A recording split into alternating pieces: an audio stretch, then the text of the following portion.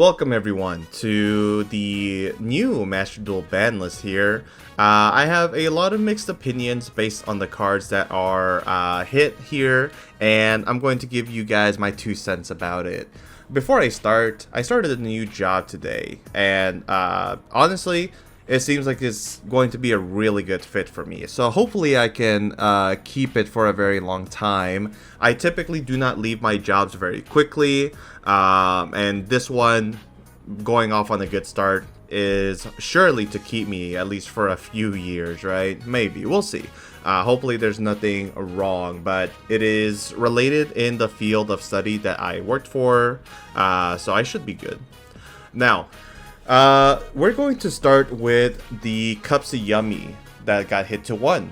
And honestly, I think this is one of the actual consistency hits in this that makes the most sense, aside from prayers, but I'll get to prayers in a second. When I play against Yummy, one card that I always fear is that they have the Cups of Yummy already in hand. And the Cups of Yummy is 3 cards in 1 when you think about it.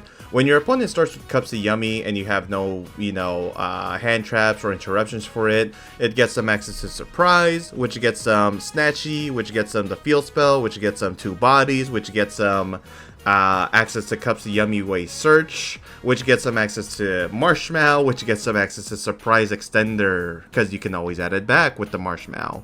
So I mean, Cups of Yummy alone, if you're just, starting with that, is your best starter by far. Now, a lot of the times, right, people do not go for the Cups of Yummy effect right away on summon unless it is their only card, right? Because if you get hit with the Imperm, then you don't get your Surprise Search, right? Now, this being hit means that the copies of this broken starter is reduced significantly, right? You're gonna see it way less than you have beforehand. And as a Yummy player myself, seeing this card in tandem with any of the other engines that I've opened always feels good because it gives me more fuel to add to the fire, right?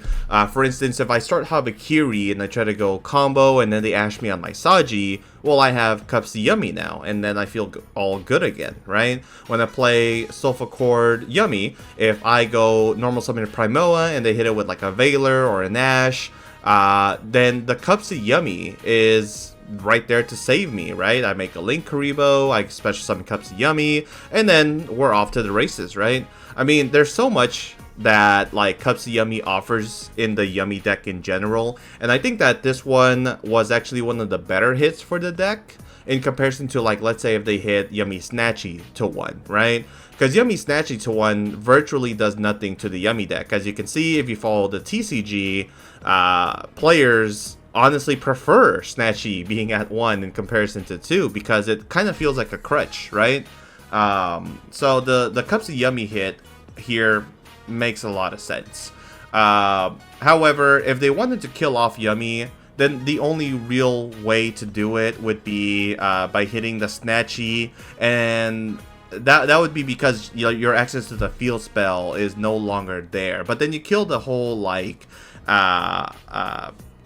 nature of the deck, right, and what it's supposed to be and the uniqueness of it. So Cups of Yummy to 1 is fine. Maybe you just play more copies of the other level 1 Yummies. Maybe you play more copies of Piri Ray's map. I get that, we have access to Camellia, but maybe you play Triple Engage and Hornet Drones just to increase your starter count, right? After all, we don't have access to Obedience Schooled in Master Duel, so having the Cups of Yummy here at 1 still keeps the deck super playable and really good. Next up, we have Stake Your Soul to 1. Honestly, I don't think this changes much for Vanquish Soul. Yeah, like, this is one of your better starters when you have a handful of hand traps, but Raisin's still at 2, Jialong's still at 2, Jokel's still at 2, Case is at 3, I think. Maybe it's at 2. Holly Sue's at 3. The deck doesn't lose any power or consistency by hitting Stake Your Soul to 1, right? This gives them more room for non-engine if they haven't, you know, splashed it in already. It gives them access to just play chaotic elements instead and have another starter virtually. So I mean, this to me is like in and out sauce, right? Like everyone's done it before. It's basic. It's not flavorful anymore. So hitting cards like these to 1 just doesn't feel impactful. Now the other impactful card actually that I kind of like that they hit is Mitsurugi Prayers to 1. For pure Mitsurugi, this doesn't really matter. And if Mitsurugi gets better with cards like Dominus Spark, with cards of like, you know, the new Doom King ritual being accessible, if that comes out in Master Duel later through the year, the Mitsurugi Prayers to 1 hit for the pure version of the deck is absolutely meaningless. However, Mitsurugi Prayers to 1 means that all the combo decks that splash Mitsurugi with it will see less access to the Mitsurugi portion of the deck, or if they start with Mitsurugi Prayers, either they have to play more copies of Mitsurugi Ritual so that they can have access to it when they dump Kusanagi, or they just don't get Prayers back, and so their only form of interruption, if they go full combo, does not provide you with the Prayers follow-up, right? The only other way you would get it back is if you have Futsu, your opponent summons into the board, and then you Kusanagi to add back the Prayers, which is still viable, but it means that you're a lot more likely to not have access to the Prayers when you really need it. And so now it truly is a debate. Do you grab the Prayers if you didn't start off with it, or if you just hard drew it?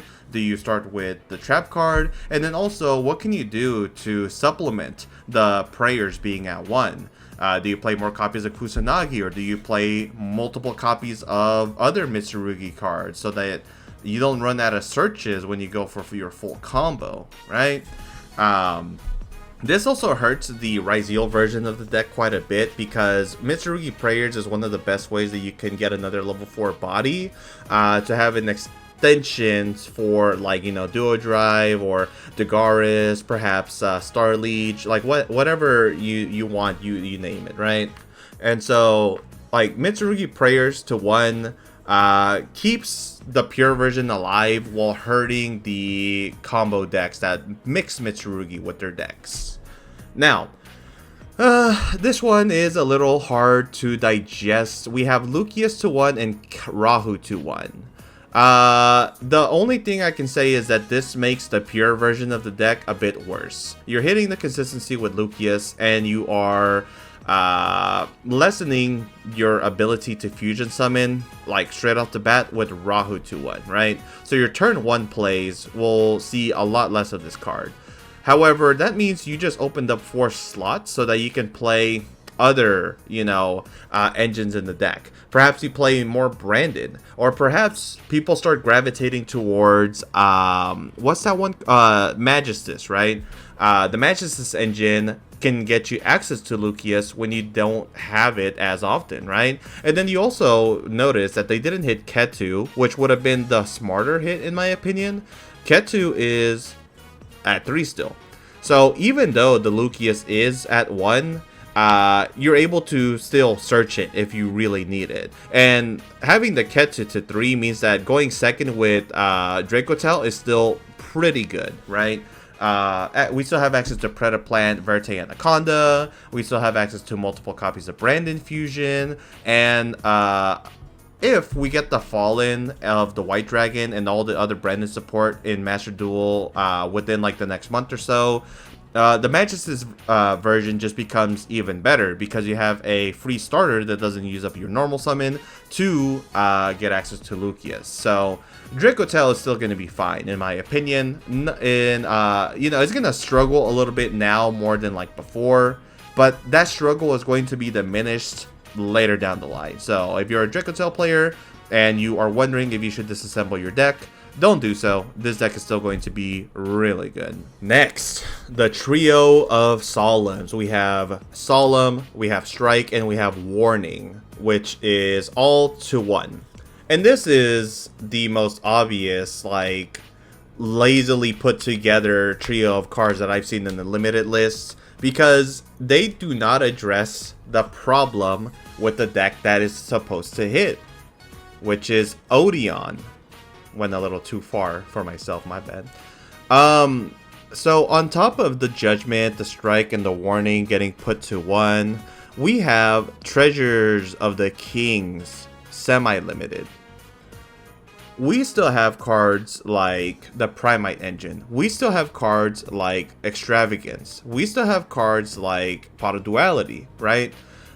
Putting this card to 2 is meaningless because as long as you find a way to get access to Treasure of the Kings and Man is still available at 3, that means that you're gonna get access to this and, you know, still have a board full of negates. Like, yeah, it sucks whenever you get Warning multiple times in one turn, or they have the Strike and the Judgment, or they have any of the combo of these 3 cards together, because if they go first, you can't do anything. However, if you are going first and they happen to open the Max C or the Fua and you have to pass on the half board, what do you do to, you know, Primate Engine plus Odeon and then like pass, right? Where, you know, basically you're cooked. It's not always like that, obviously. If you go first against Odeon, depending on the deck you're playing, you are still likely to win. But it feels very lackluster to even try to play whenever you are faced against this on ladder, truly. So I think, if anything, they could have done away with all of the solemn spells. Like, they're pretty toxic in a best of 1, in my opinion, and it also promotes poor deck building because, like, again, if you're playing Odeon, you're playing all of these cards in your main deck. You're like implying that you're always going to go first because somehow these cards are always, like, you know, gonna get value. And also, post-editing RGB Fox here, I just hate that people are forced to play Red Reboot sometimes. So I will say Solemn Strike is still good when you're going second. After all, they activate a monster effect, you're able to fight back with it. But the other two is like win harder, right? I don't know. I'm glad that these are like lower in quantity than like before, because one time I went against Odeon and they like double warning me and I couldn't do anything. But like still, that's so like irritating that they could have like hit the treasures to like 1 potentially and Man as well, or maybe even hit the Primate Engine and ban like, you know, Drill Beam. I don't know, something. And then the worst part is that like you're looking at this limited and forbidden list. There is no forbidden cards. Where is the forbidden portion of the forbidden and limited list? Where's the Max C? Where's the Drill? You know. So this is all like there are some cards here that are like hit that I agree with and I'm glad, but they could have tried harder, especially after the DC Cup just proved that you cannot just keep this deck alive. It's not the worst, right? Like the stats didn't fall too in favor for this, but like still facing against that on the rankings, oh my god, that sucks so much because you just lost to some bullshit. And now we have 3 Golem, right?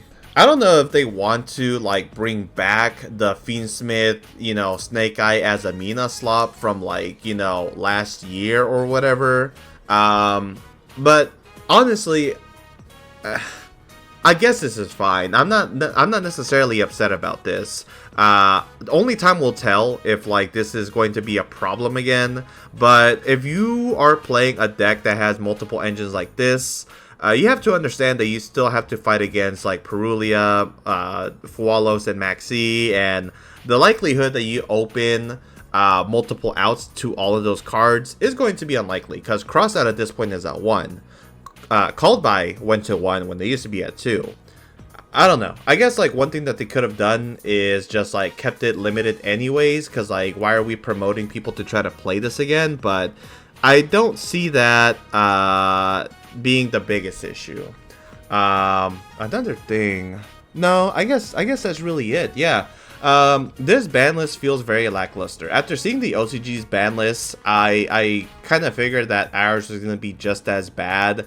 Although I guess ours is a bit better, but like, that's not saying much. The OCG truly does not know how to conduct ban lists, and Master Duel was doing such a good job. Well, it was doing an alright job the past few seasons, and then we get this. You know, I want to drink soda, and they made me drink water. You know, it's whatever. So yeah, what do you guys think of these changes? I think that, again, they could have improved, but at least, I still have the TCG to be able to play, where, for the most part, TCG has been doing a really good job on the ban list. So, if you guys agree with my takes, awesome. And if you guys don't, please write why in the comment section down below, and let's have a discussion. This has been RGB Fox, and I will catch you guys in the next one. Peace, and have a wonderful day.